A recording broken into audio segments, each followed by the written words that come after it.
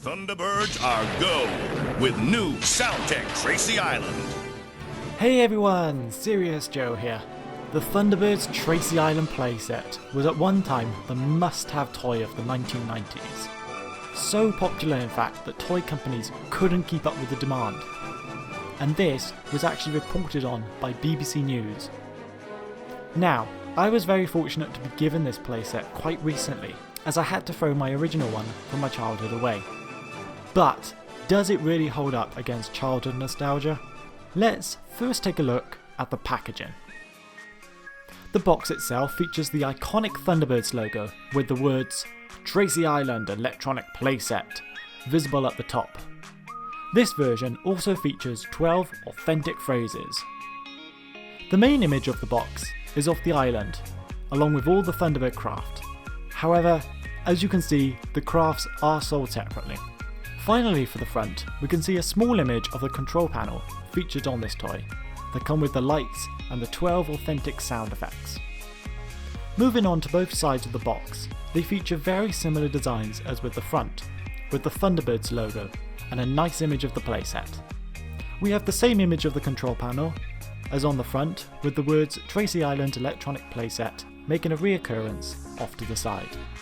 Quickly going over the top and bottom of the box, we can see a couple more features of the toy, with the sliding pool for Thunderbird 1, falling palm trees and rising ramp for Thunderbird 2, and the roundhouse for Thunderbird 3. Taking a look at the back, the top has a nice breakdown of what Tracy Island is, as well as the Thunderbird launch sequences. Feel free to pause the video if you'd like to read.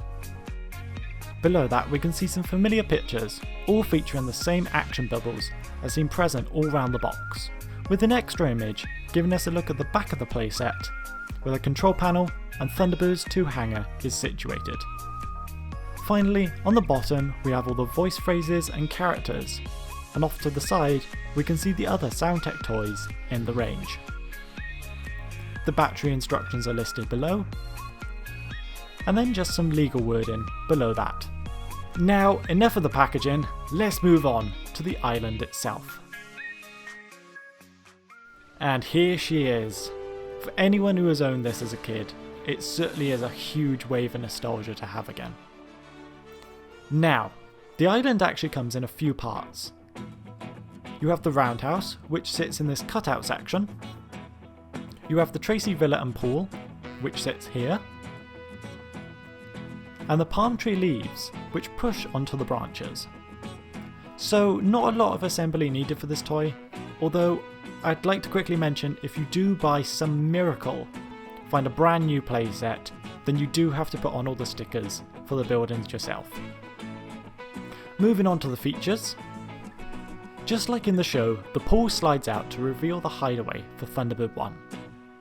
To do this, simply twist the white steps and diving board away from you, revealing the secret hole to sit your Thunderbird 1 toy in. Closing it back up is just as simple as sliding the steps back the other way until it shuts. This is such a simple feature, but it's so effective, and as a child it really made me feel part of the launch sequence. A hole in the middle of the roundhouse allows you to hide Thunderbird 3 in, ready for launch. Now for the famous launch sequence of Thunderbird 2. We first need to take a look at the back of the island. Taking a closer look inside Thunderbird 2's hangar, we can see a small brown button, which, when pushed, releases the spring-loaded hidden door to the runway. This in turn allows the palm trees to fold back, allowing Thunderbird 2 room to launch. Finally, to raise the runway, simply push this small lever upwards until it locks into place. The runway also features these small cutouts for Thunderbird 2's wheels to sit in, so that when raised, it won't start sliding back. For the final part of course, we need to take a look at the lights and sound effects. So turning it back around, you can see the control panel, which is very simply decorated with a red curve and some pictures of the characters seen in the show. Oddly though, it only features 4 out of the 5 Tracy brothers, which is a little odd considering that John Tracy, Thunderbird 5, used his photo the most during the series. So I don't understand why he wouldn't be on here. To activate the lights and sounds, you simply press on the International Rescue logos seen below each picture. Thunderbird 1, I'm on my way. Every second counts. Looks like a job for Thunderbird 2. This is International Rescue. Thunderbird 3, to base. Stand by for blastoff.